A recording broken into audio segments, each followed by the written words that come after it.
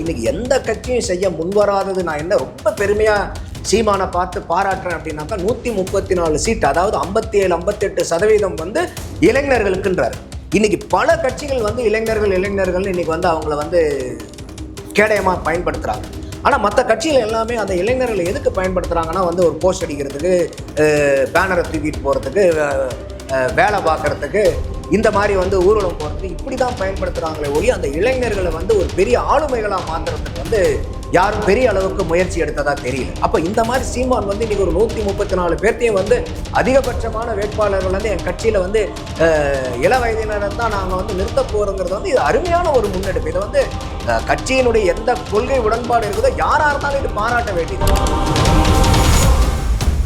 வந்து எல்லா இடத்துலையும் நீங்கள் வந்து ஒரு பெரிய வசதியான ஒரு பெரிய செல்வந்தர்களை பூரா நீங்கள் வந்து வேட்பாளர்களாக போட்டுட்டு இந்த வாக்குக்கு பணம் கொடுக்குற அரசியலை நிறுத்தணும் அப்படின்னாக்கா நிறுத்த முடியாது. அந்த முயற்சியை இதில் வந்து ஒரு முன்னெடுப்பாக தான் நான் எடுக்கிறாருன்னு பார்க்குறேன். ஆனால் இந்த ஒரு இது வந்து ஒரு பெரிய சுனாமி அலை. இப்போ இந்த வாக்குக்கு வந்து காசு கொடுத்துட்டு வாக்கு வாங்க, இப்போ இந்த சுனாமிக்கு எதிர்த்து இவங்க ஸ்விம்மிங் போகணும். வளர்ந்துக்கிட்டே இருக்கோம், இந்த எலெக்ஷன்லேயும் நாங்கள் வளர்ந்துருக்கிறோம்னு சொல்ல வேண்டிய ஒரு பெரிய காலகட்டாயம் வந்து சீமான் அவர்களுக்கு. அது வந்து ஒரு பெரிய சேலஞ்ச். அதுக்கு உண்டான யுக்திகளை வந்து அவர் எடுக்கிறாரு. கூட்டணிங்கிற யுக்தியை கைவிட்டுட்டாரு. ஆனால் வந்து இந்த மாதிரி ஒரு சீட் அலோகேட் பண்ணுறதுல வந்து இளைஞர்களை பெரிய அளவுக்கு கவர்றதுக்காக ஒரு 134 இளைஞர்கள்ங்கும் போது அது ஒரு பெரிய ஒரு செயல் திட்டமாக நான் பார்க்குறேன் சீமான் அவர்கள். அடுத்தது சீமானுக்கு இன்னொரு என்ன பலமாக மாறி இருக்குன்னா, அவங்களுக்கு சின்னம் இன்னைக்கு வந்து ஒரு வருஷத்துக்கு முன்னாடியே கிடைச்சிருக்கு. மற்ற எலெக்ஷன்லாம் பார்த்தீங்கன்னாக்கா அவங்க வந்து வேட்பாளர் அறிவிக்கிற வரைக்குமே அவங்களுக்கு வந்து சின்னம் கிடைக்காம இருந்துச்சு. கடைசி நேரத்தில் தான் அவங்களுக்கு மைக் கிடைச்சி. ஆனால் இவங்களுக்கு முன்னாடியே இப்போ அந்த சின்னம் கிடைச்சனால அது வந்து ஒரு பெரிய அங்கீகாரம். அப்போ இந்த இடத்துல வந்து சீமான் அவர்கள் வந்து இன்னைக்கு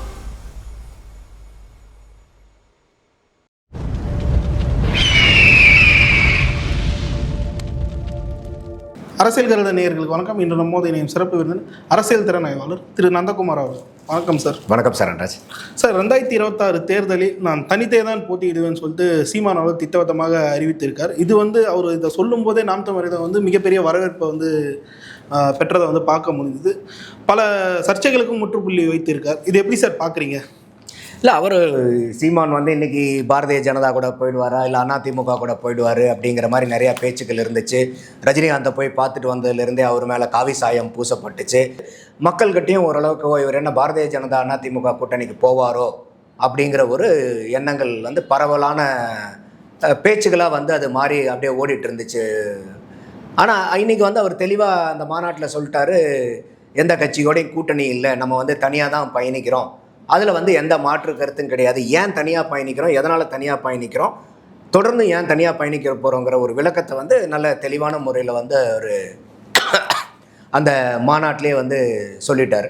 ஸோ அப்போ வந்து அவங்களுக்கு கட்சியில் இருக்கக்கூடிய தொண்டர்களுக்கும் அந்த கட்சியை சார்ந்தவங்களுக்கும் அவங்க தினசரி மற்ற கட்சிகளுக்காரங்களையும் பேசி பழகிட்டு இருப்பாங்க இல்லையா. ஊரில் ஒரு சொந்த பந்தத்திலையோ ஃப்ரெண்ட்ஷிப்பையோ இல்லை பக்கத்து வீட்டுக்காரங்கிட்ட பேசும்போது அவங்க மாற்று சிந்தனை மாற்று கட்சியில் இருக்கவங்க இருப்பாங்க இல்லையா.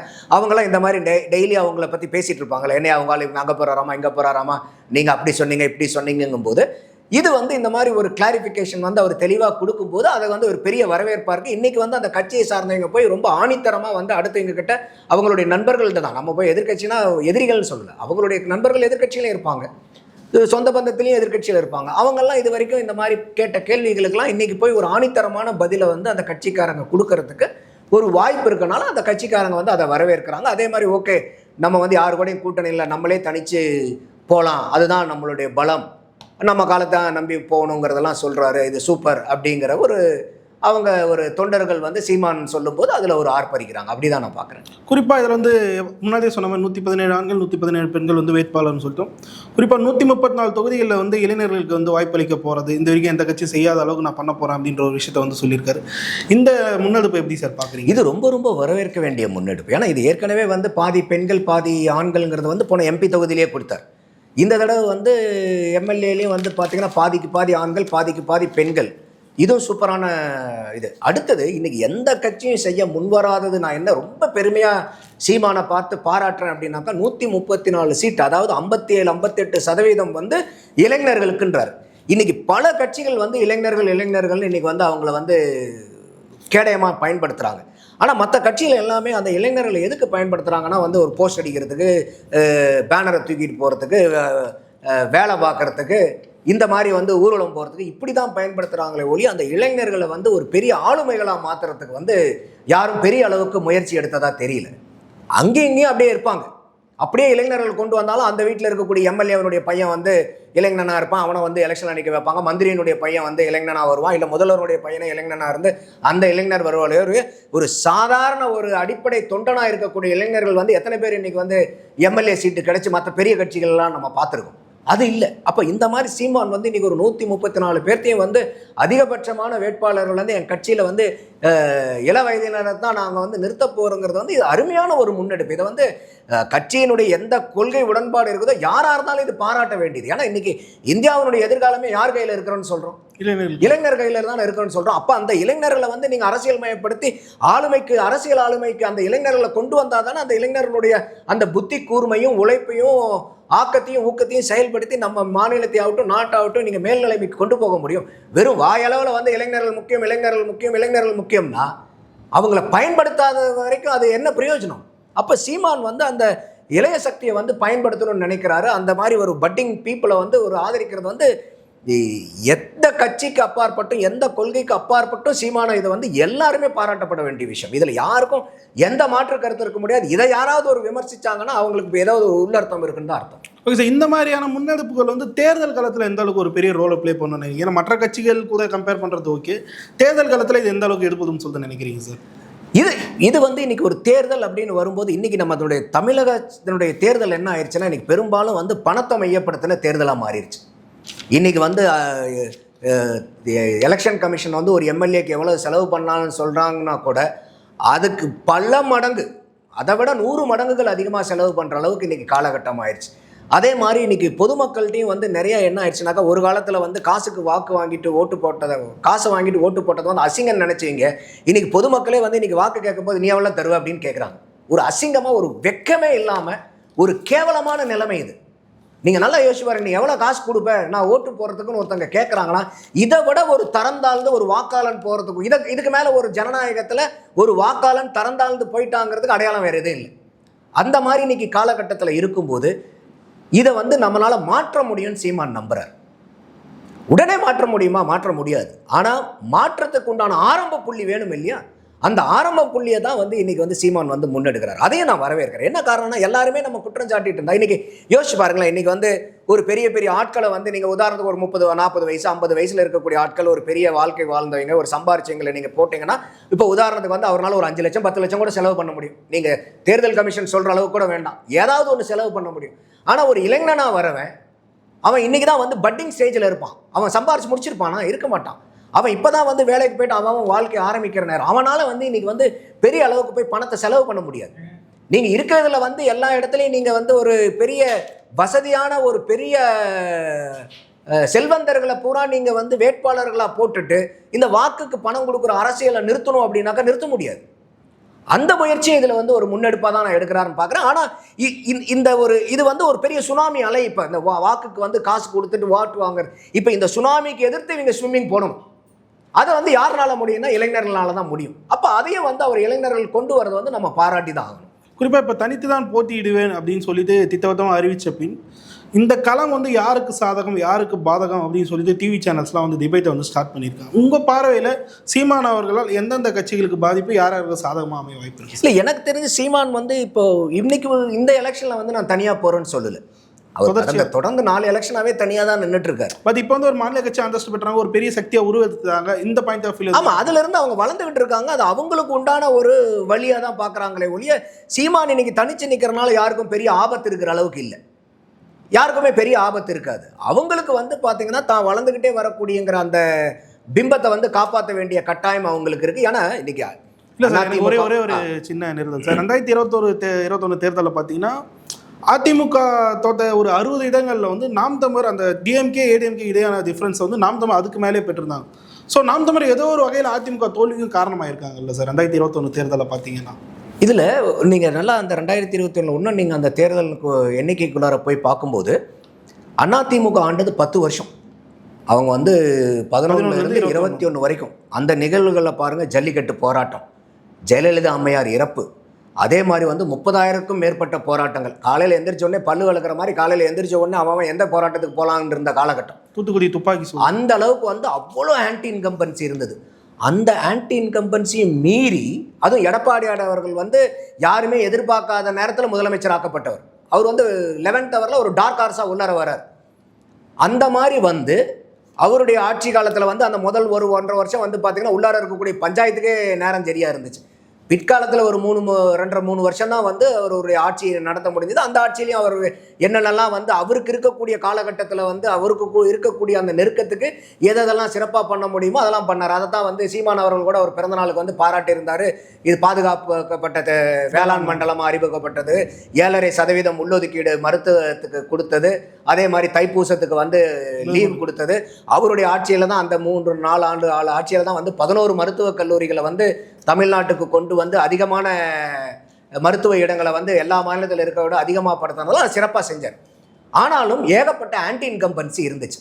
அந்த ஆன்டி இன்கம்பன்சிக்கு அப்புறமும் ஜெயலலிதா அவர்கள் இருந்தபோது கூட 61 சீட்டு வாங்கியிருக்காரு, அதை விட கம்மியாக வாங்கியிருக்காரு. இவர் 66 சீட்டு வாங்குறார். 66 சீட்டு வாங்கி கூட்டணியில் 75 சீட்டு வாங்குறார். அப்போ அந்த இடத்துல வந்து எடப்பாடி அவர்கள் பெட்டர் than எக்ஸ்பெக்டட் பர்ஃபார்மன்ஸ் நல்லா தான் பண்ணார். இன்னொரு விவரம் என்னன்னு கேட்டிங்கனாக்கா, திமுக வந்து அதுக்கு முன்னாடி சீட்டு வாங்குறது வந்து 2016 21க்கு பார்த்தீங்கன்னா ஒரு 44 சீட்டு கூடுதலாக வாங்குறாங்க.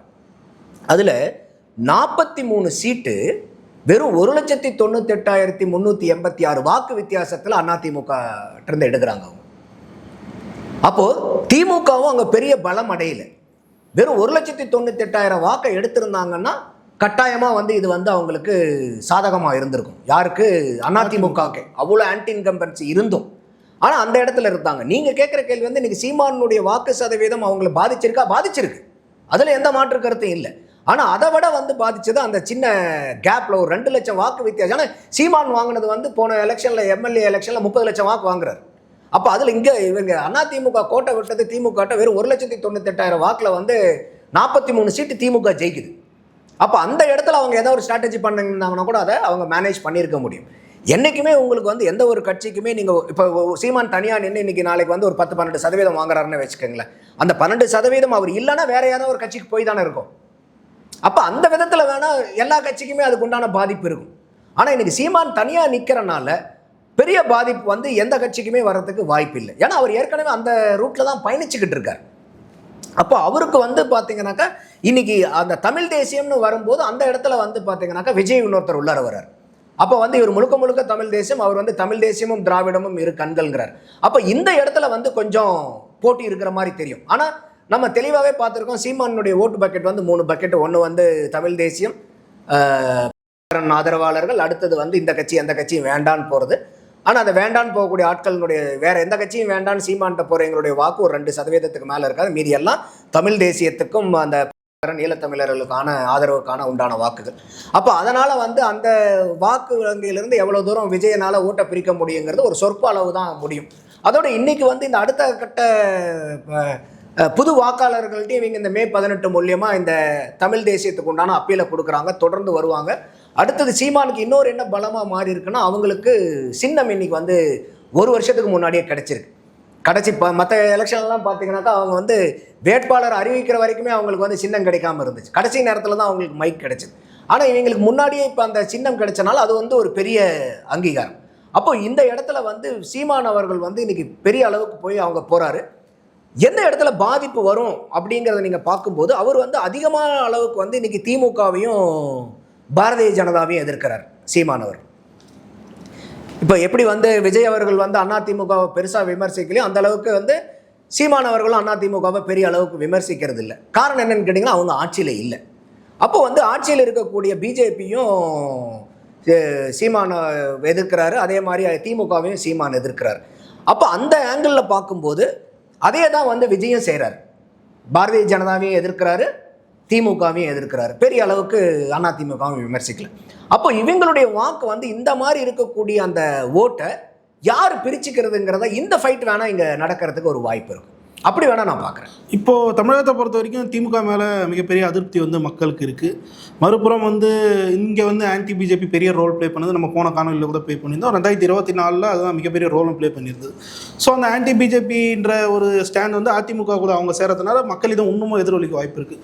ஸோ திமுக அதிமுக அந்த அதிருப்தி வாக்குகள் வந்து நாம் தமிழருக்கு வர வாய்ப்பு இருக்கா, இல்லை அதை எப்படி சார் அணுகிறீங்க? இல்லை, இன்றைக்கி நீங்கள் அதிமுக பாரதிய ஜனதா ஒன்று சேர்றது வந்து என்னையை பொறுத்த வரைக்கும் வந்து அவங்களுக்கு ரெண்டு கட்சிக்குமே ஒருத்தரை சார்ந்த ஒருத்தர் இருக்கிறது வந்து பாசிட்டிவாக தான் முடியும், அவங்களுக்கு நெகட்டிவாக முடியாது. என்ன காரணம்னு கேட்டிங்கனாக்கா, நம்ம பாரதிய ஜனதாவுக்கு இன்றைக்கி எதிர்ப்பு அரசியல் தான் தமிழ்நாட்டில். அதையும் மீறி ஒரு 11.33% பாரதிய ஜனதாவுக்கு போட்டிருக்காங்கன்னா வேறு யாரும் வேண்டான்னு போய் பாரதிய ஜனதாவுக்கு போடுறது இல்லை. பாரதிய ஜனதா வேணுங்கிறது போட்டது தான் அந்த வாக்கு. ஸோ அதனால் அது வந்து பாசிட்டிவ் வாக்கு. அதே தான் இன்றைக்கி அதிமுகவுக்கு வந்து பார்த்திங்கன்னா ஒரு 44% இருந்தாங்க, பல இடத்துல வந்து சரிஞ்சாங்க. இப்போ 20% இருக்கனாலும் எடப்பாடியார் அவர்கள் யாரை வந்து முதல்வராக கை காமிக்க போகிறாருன்னு யாருக்காவது தெரியுமா? எடப்பாடி அவர்களுக்கே தெரியாது. அப்படி இருந்தும் அவங்களுக்கு வந்து 89.4 லட்சம் வாக்கு வந்து போன எலெக்ஷனில் வந்துச்சுன்னா அதுவும் பாசிட்டிவான ஓட்டு. அப்போ இன்றைக்கி அதிமுகவினுடைய இன்னொன்று நம்ம என்ன பார்க்கணுன்னா, சட்டமன்றத்துக்கு வாங்குகிற வாக்குகள் வேறு, பாராளுமன்ற வாக்கு வேறு. இப்போ நீங்கள் சட்டமன்றத்தையும் பாராளுமன்றத்தையும் கம்பேர் பண்ணோன்னா 2019 அதிமுக 83 லட்சம் வாக்கு தான் வாங்குது. 83 லட்சம் வாக்கு தான் தனிப்பட்ட கட்சியாக 2019 வாங்குறாங்க அவங்க ஆட்சியில் இருக்கும்போதே. 2021 தேர்தல் நடக்குது, சட்டசபை தேர்தல். அவங்க மேலே அவ்வளோ ஆன்டி இன்கம்பன்சி 10 வருஷம் ஆட்சிக்கு அப்புறம். அதுக்கப்புறம் எவ்வளோ வாங்கினாங்க தெரியுமா? 2027 1,54 லட்சம் வாக்கு வாங்குறாங்க. 83 லட்சம் எங்கே இருக்குது? 1,54 லட்சம் எங்கே இருக்குது? இப்போ 2019 அந்த ஆன்டி மோடின்ற ஒரு விஷயமா பெரிய ப்ளே பண்ணியிருக்குல்ல சார்? இல்லை, அதை தான் நான் சொல்ல வரேன். நீங்கள் என்னதான் அது நடந்தாலும் சட்டமன்றத்துக்கும் பாராளுமன்றத்துக்கும் அதிமுகவுக்கு கொடுக்குற வாக்கு வங்கி வேறு வேறங்கிறேன் நான். அப்போ பாராளுமன்றத்தில் 2019 அவங்களுக்கு வெறும் 83 லட்சம் தான் வாக்கு. 2019 விட 2021 அதிமுகவினுடைய ஆட்சியினுடைய ஆன்டி இன்கம்பன்சி அதிகமாகிடுச்சா குறைஞ்சிச்சா? அதிகமாக தான் இருக்கும். ஆனால் அவங்களுடைய வாக்கு 83 லட்சத்திலிருந்து 1,54 லட்சமாக அதிகமாச்சுங்கிறேன் நான்.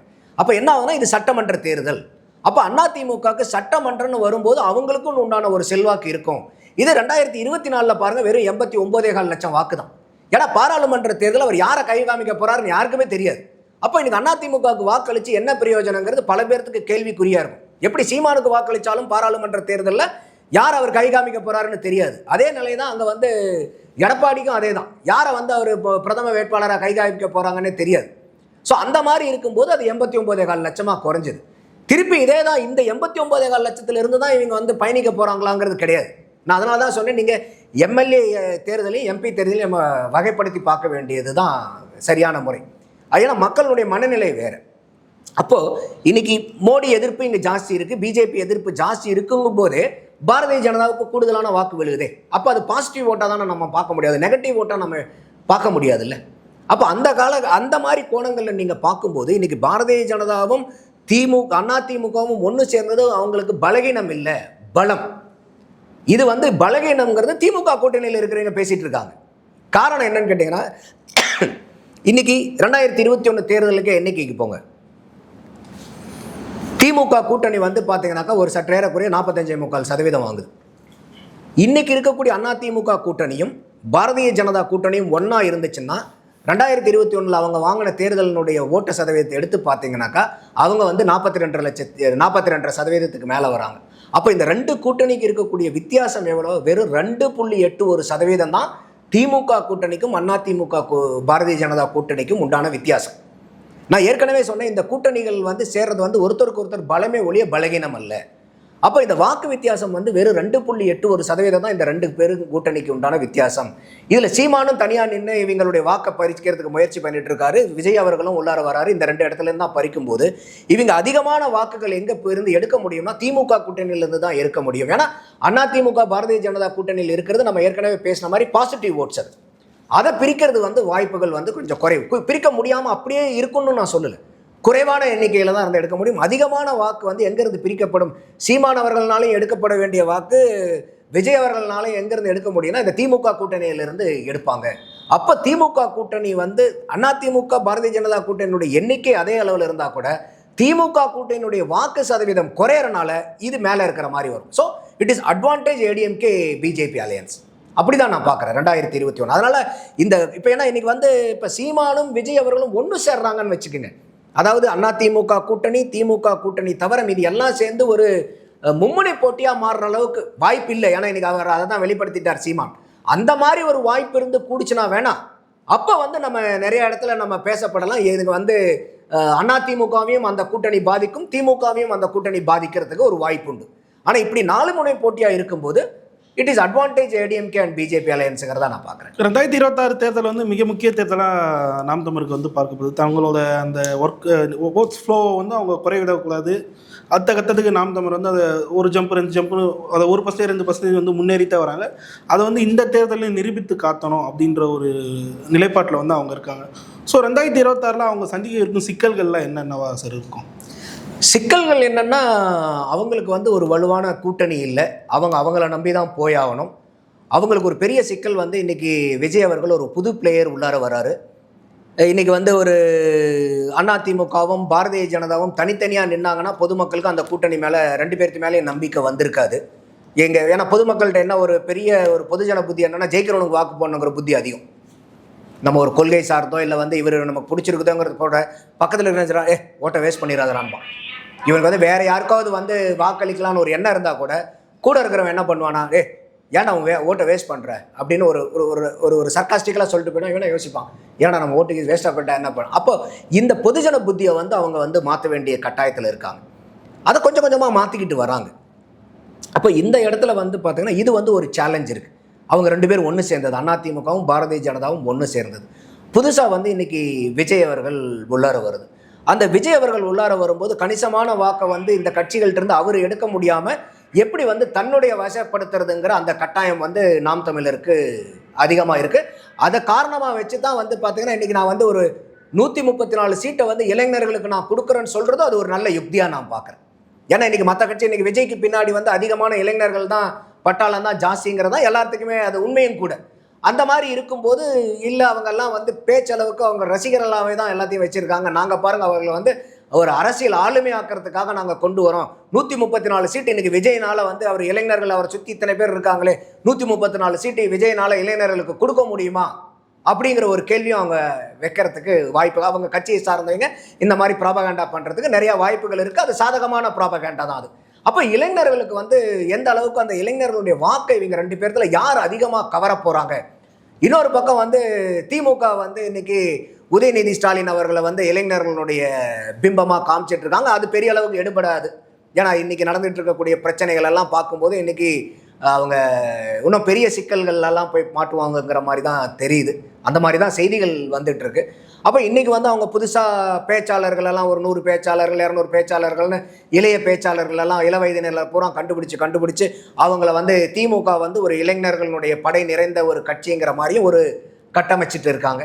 அப்போ இதெல்லாம் வந்து பார்த்திங்கனாக்கா இப்போ அது ஒரு பெரிய அளவுக்கு எடுப்படாதுன்னா கூட இன்றைக்கி அவங்களுக்கு இருக்கக்கூடிய ஒரு சேலஞ்ச் அப்படின்னு பார்க்கும்போது இன்றைக்கி ஒரு விஜய் அவர்கள் வரும்போது எந்த அளவுக்கு வந்து நம்ம இளைஞர்களை வந்து இன்னும் அதிகமாக வாக்கு கவர போகிறோம். இன்றைக்கி 8% இருக்கணும்னா எப்படி வந்து இது 12, 14, 15 அதிகபட்ச வாக்கை எப்படி கொண்டு வரோம். இதுதான் பெரிய சேலஞ்ச். வளர்ந்துக்கிட்டே இருக்கோம், இந்த எலெக்ஷன்லேயும் நாங்கள் வளர்ந்துருக்கிறோன்னு சொல்ல வேண்டிய ஒரு பெரிய காலகட்டாயம் வந்து சீமான் அவர்களுக்கு இருக்குது. அது வந்து ஒரு பெரிய சேலஞ்ச். அதுக்கு உண்டான யுக்திகளை வந்து அவர் எடுக்கிறாரு. கூட்டணிங்கிற யுக்தியை கைவிட்டுட்டாரு. ஆனால் வந்து இந்த மாதிரி ஒரு சீட்டு அலோகேட் பண்ணுறதுல வந்து இளைஞர்களை பெரிய அளவுக்கு கவர்றதுக்காக ஒரு 134 இளைஞர்கள்ங்கும் போது அது ஒரு பெரிய ஒரு செயல் திட்டமாக நான் பார்க்குறேன் சீமான் அவர்கள்கிட்ட. காத்திருந்து பார்ப்போம் 2026 தேர்தல் எந்த அளவுக்கு நாம் தமிழுக்கு ஆதரவாக அமையுதுன்னு சொல்லிட்டு பல்வேறு கேள்விகள் தெளிவாக சார். நேரத்துக்கு நன்றி சார். நன்றி. அரசியலுக்கு தான் இணைந்திருங்கள். அரசியலுக்கு மறக்காம சப்ஸ்கிரைப் பண்ணுங்கள்.